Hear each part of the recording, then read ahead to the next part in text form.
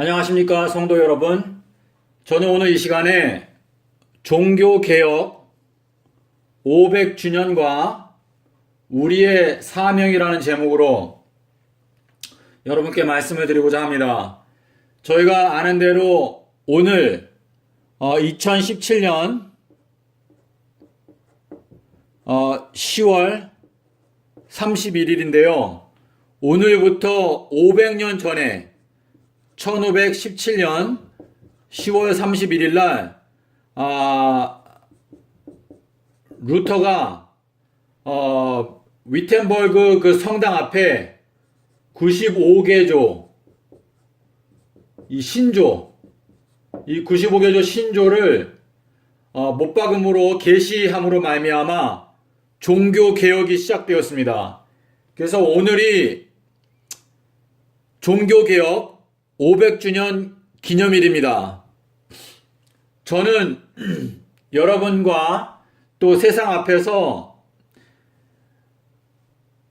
7가지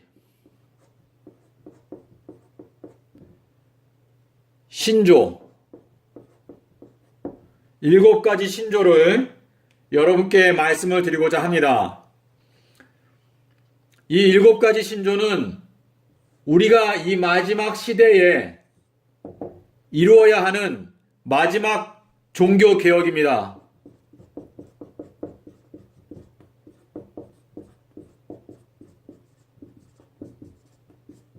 네, 그럼 첫 번째, 예수님께서는 성육신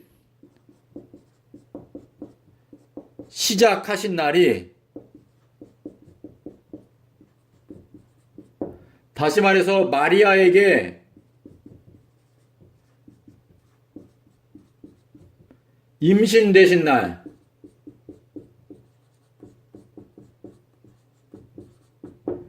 예수님이 마리아에게 임신되신 날은요, 바로 BC 6년 오순절 날이었습니다. 요 내용은 누가복음 1장 35절과 사도행전 1장 8절에서 성령이 너희에게 임하시면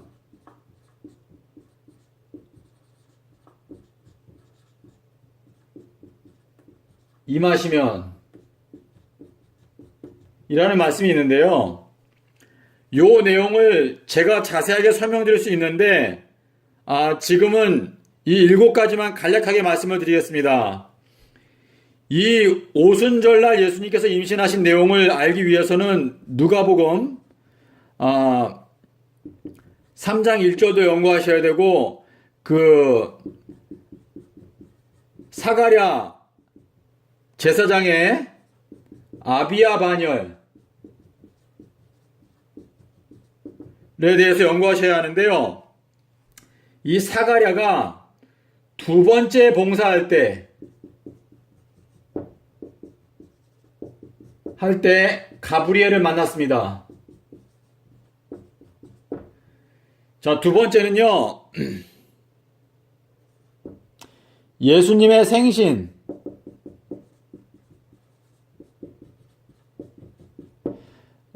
예수님의 생신이라고 하는 것보다 탄신일이라고 하는 게 낫겠죠?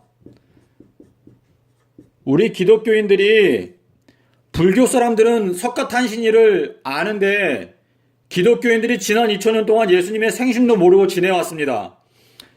예수님의 생신은 탄신일이죠. 예수님의 탄신일은 기원전 5년 아비벌 1일입니다.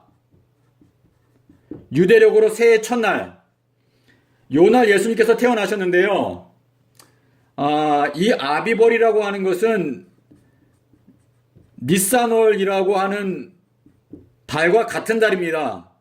이 명칭이 같은 달을 말하는 건데, 요거는 이제 바벨론식 명칭입니다. 근데 이 아비벌 1일 예수님께서는 장자이십니다. 장자. 맏아들. 그래서 이 내용을 확인하기 위해서는 출애굽기 40장 2절 그리고 17절일 것입니다. 여기에 보면은 예수님의 생신이 아비벌 1일이라는 것을 알 수 있습니다. 이 성경절과 함께 마태복음 1장 23절을 보시면, 그리고 출애굽기 25장 8절을 함께 보시면은 예수님께서 아비벌 1일날 탄생하셨다는 것을 알 수 있습니다. 기독교인들이 12월 25일이 예수님께서 태어나신 날이 아니라고 어느 정도 확신은 하지만 진짜 탄신일이 언제인지 지난 2000년 동안 몰랐기 때문에 계속 지난 2000년 동안 엉뚱한 날 예수님의 탄생하심을 저희가 기념해 왔는데요. 이제 이 말세 예수님께서 재림하실 때가 다 됐는데 예수님께서 오실 때까지도 저희가 예수님의 탄신일조차도 모르는 상태에서 예수님을 맞이한다면 저희가 예수님 앞에서 면목이 있겠습니까? 저희가 이제는 이 BC 5년 아비벌 1일, 내년도에 아비벌 1일이 언제인지 달력이 2018년도 달력이 나오면은요, 제일 먼저 예수님의 탄신일부터 표시하시기를 바랍니다.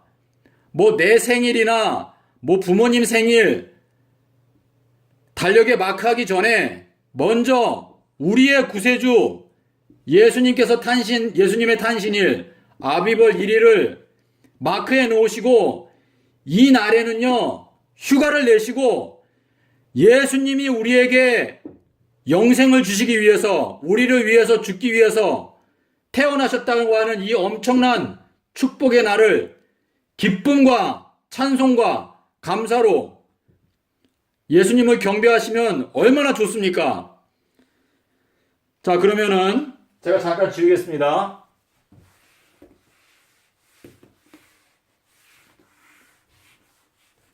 저희 기독교인들이 예수님을 사랑한다고 말하지만은 지난 2000년 동안 예수님의 탄신일도 모르고 지내왔습니다. 세 번째, 예수님께서는요 서기 30년 4월 5일 수요일 날 죽으시고 4월 9일 일요일에 부활하셨습니다. 요 내용은 창세기 1장 5절, 16절, 마태복음 12장 40절, 그리고 요한복음 11장 9절. 이 말씀을 여러분께서 읽으시면은요, 이 30년도 요걸 알기 위해서는 다니엘서 9장을 연구하셔야 합니다. 그리고 에스라서 7장 9절과 13절과 23절인데요.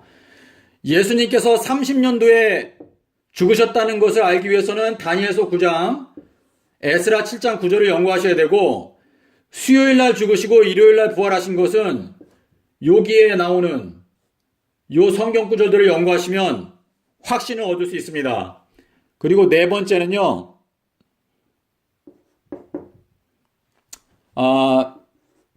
2023년도 4월 1일부터 2026년도 9월 11일까지 비가 오지 않습니다. No rain. 비가 안 옵니다. 요 내용은 계시록 11장 3절로 6절 그리고 6절로 6절 보시면 여러분께서 아실 수 있습니다. 그래서 여러분께서 요 날짜를 적어 놓으시고 기도하시는 가운데 예언을 연구하시고, 여러분께서 사실상 지금부터 성경의 말씀을 열심히 연구해야 이 성경의 말씀을 진리를 깨닫는 것도 단계가 있고 순서가 있습니다. 그래서 이 성경, 이 말세에 저희가 깨달아야 하는 이 진리의 말씀을 깨닫기 위해서는 시간이 필요합니다. 그래서 오늘부터 차근차근 예언의 말씀을 연구하십시오. 그리고 때가 되면 하나님께서 제가 여러분에게 말씀드린 이 예언의 말씀이 제가 그냥 지어낸 얘기인지 아니면 하나님의 영께서 저의 마음 가운데 역사하셔서 이러한 기별을 말하게 하신 것인지 때가 되면은 다 증명이 되게 되어 있습니다. 아모스 2장 11절 12절의 말씀을 보십시오. 거기에 보면 이렇게 말했습니다. 사자가 울부짖은즉 누가 두려워하지 않겠으며 여호와께서 말씀하신즉 누가 예언하지 않겠느냐, 이렇게 말씀하셨습니다. 하나님께서는 이 말세에 오늘날도 살아계시고 일하시고 계십니다. 자, 그러면 다섯 번째, 우리가 종말론을 연구할 때 가장 두렵게 생각하는 것이 바로 멸망의 미운 물건입니다. 이 멸망의 미운 물건이 언제 세워지는가? 요거는 다니엘서 12장 11절 12절에 나오는데요. 이 멸망의 미운 물건이 세워지는 거는 2026년도 8월 23일입니다. 이날 여러분께서 자세히 뉴스를 보시다가 여러분의 마음 가운데 저것이 멸망의 미운 물건이구나 라고 판단이 되면 즉시 산으로 도망가라고 그랬습니다. 이때 게을르게 나태하게 산으로 도망가기를 주저주저 하는 사람들은 멸망을 당하게 될 것입니다. 이 멸망의 미운 물건이 세워지는 것은요, 바로 대환란이 시작된다는 신호탄입니다. 그렇기 때문에 이 멸망의 미운 물건이 세워지면 즉시 산으로 도망가야 합니다. 지금 이 말세에 과학 기술이 발달했기 때문에 여러분 드론 보셨죠? 드론. 그리고 이 드론도 아주 작은 드론이 있습니다. 모기 사이즈, 파리 사이즈. 말세의 마귀가 하나님의 백성들을 핍박할 수 있는 여러 가지 기술들이 발전하고 있는데, 이 미운 물건이 세워졌는데도 즉시 산으로 도망가기를 주저하게 되면은요, 하나님께서 결단코 기뻐하지 않으실 것입니다. 여섯 번째, 여러분께서 지구 인구의 3분의 1에 해당하는 사람이 하루에 죽임당합니다. 이것이 언젠가 2026년도 9월 21일입니다. 이 내용은 계시록 9장 15절 그리고 스가랴서 13장 8절 9절, 여기 스가랴서에 있는 말씀을 보시면은요, 굉장히 두려운 말씀이 여기 적혀 있습니다. 이 세상에 사는 사람들 중에서 3분의 2는 하나님께서 완전히 멸절시키고 나머지 3분의 1이 대환란에 들어간다고 했습니다. 대환란. 그래서 이 말세에는요, 악한 자들이 형벌을 받는 날입니다. 형벌을. 그리고 이 3분의 1도 대환란을 통과하면서 하나님께서 그분과 은을 풀무불에 정련하시는 것처럼 깨끗하게 해서 그 풀무불 속에서 가치가 있다고 판단되어지는 사람들을 구원하시겠다라고 하셨습니다. 자, 그리고 마지막으로 일곱 번째, 주의 재림. 주님의 재림은요, 2030년 4월 18일입니다. 이 4월 18일이 요날이 잠언서 7장 20절에 보면은 요날이 보름날입니다. 보름날인데요. 잠언은 솔로몬이 썼습니다. 솔로몬. 하나님께서 솔로몬에게 약속하시기를 이 지구상에 사는 사람들 중에서 너처럼 지혜로운 사람은 너 이전에도 없었고 너 이후에도 없을 것이다 그랬습니다. 그러므로 이 잠언서를 쓴 솔로몬, 이 잠언서 7장 20절에서 남편은 예수님을 말합니다. 남편이 보름날 돌아오신다고 그랬습니다. 그래서 예수님께서 이 4월 18일에 재림하시는데요. 이 내용에 대해서는 다니엘서 12장 12절에 나오는 1335일 요 내용을 깨달아야 합니다. 여러분께서 제가 요 다니엘서 12장 12절에 대해서 이 내용을 제가 깨닫고 예언 도표를 만들었는데요. 이 예언 도표를 저에게 요청을 하십시오. 그래서 일단 한번 살펴보고 났을 때 이거는 완전히 엉터리다. 그러면 쓰레기통에 버리시면 됩니다. 하지만 이 다니엘서 12장에 대해서 여러분 다니엘서 12장 10절에 보시면은 하나님께서 이렇게 말했습니다. 악한 자들은 아무도 깨닫지 못하되 오직 지혜 있는 자들은 깨닫게 된다고 그랬습니다.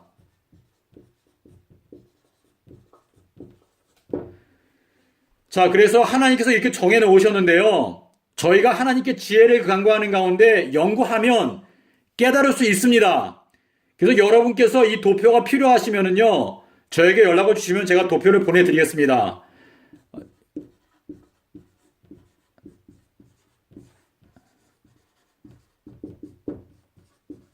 kwhyuk@gmail.com 연락 주시면 보내드립니다. 자, 예수님께서 재림하시는 날이 2030년 4월 18일. 여러분, 저희들에게 이 영광스러운 주의 재림의 날이 가까웠는데 저희가 이 온 세상을 깨워야 하는 정말 기쁨의 큰 소식을 이 세상에 전해야 하는 사명을 갖고 있는 것입니다. 침례 요한이 예수님께서 초림하셨을 때 보라 어린 양이로다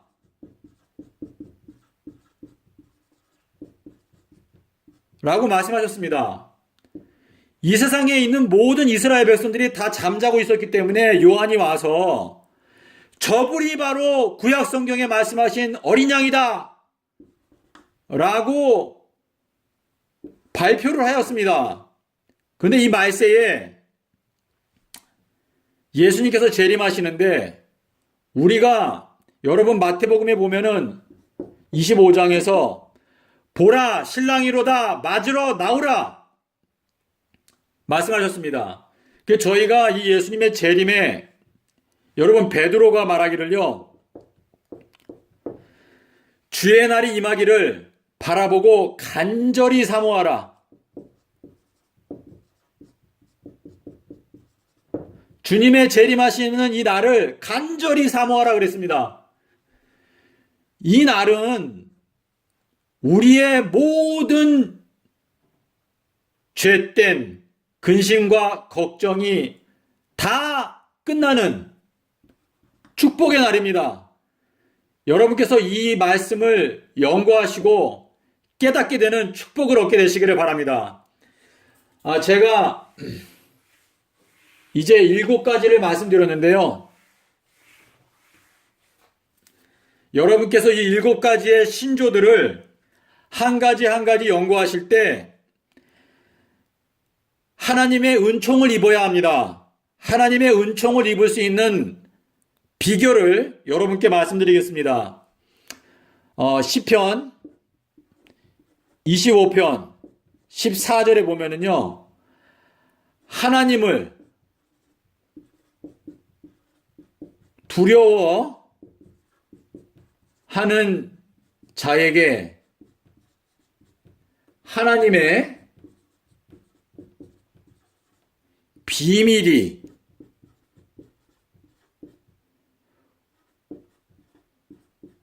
공개된다 라고 약속하셨습니다. 그리고 다니엘서 10장에 보시면은요, 예수님께서 다니엘에게 오셔서 말씀하시기를 너가 스스로 하나님 앞에서 겸비하게 하기로 결심하던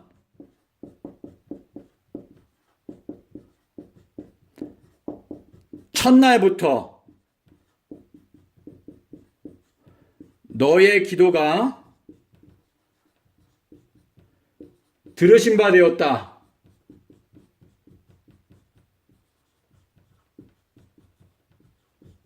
믿음의 형제자매 여러분, 저도 기도를 하나님께 드리지만 저의 기도가 하나님 아버지께 상달되지 못하는 경우가 많이 있었던 것을 제가 느낍니다. 제 생각에.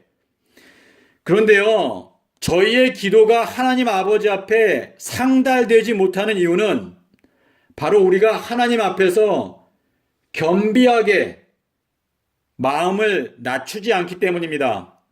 그래서 다니엘이 하나님 아버지께 기도했는데 그 기도가 들으신 바 된 것은 하나님 앞에서 스스로 겸비하게 하기로 결심하던 첫날부터 너의 기도가 들으신 바 되었다 라고 말하고 있습니다. 그래서 저희가 하나님의 말씀을 연구할 때 기본적으로 하나님께 대한 경외심, 그리고 나 자신의 마음 가운데 겸비한 마음, 하나님 아버지 앞에서 겸비한 마음으로 기도를 할 때 저희의 기도가 응답될 수 있고 아버지께서 저희들에게 지혜를 주시사 이 말세에 반드시 깨달아야 하는 진리의 말씀들을 깨달을 수 있게 될 것입니다. 부디 여러분께서 제가 오늘 말씀드린 이 7가지 신조들을 깨닫게 됨으로 말미암아 여러분 자신을 기드온의 300명,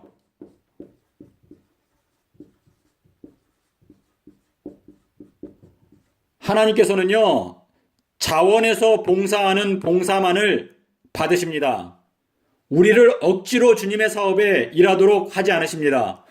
그래서 여러분 스스로가 나는 주님의 군사로 헌신하고 싶다 라고 하는 거룩한 열정이 계신 분들은 기도하시는 마음으로 이 7가지 신조들을 연구하시고 깨닫게 되시면 여러분께서 이 말세에 하나님 아버지로부터 새로운 사명을 받고 있다는 것을 깨닫게 되실 것이라고 생각합니다. 부디 여러분께 하나님의 은혜가 함께 하시기를 기원합니다. 감사합니다.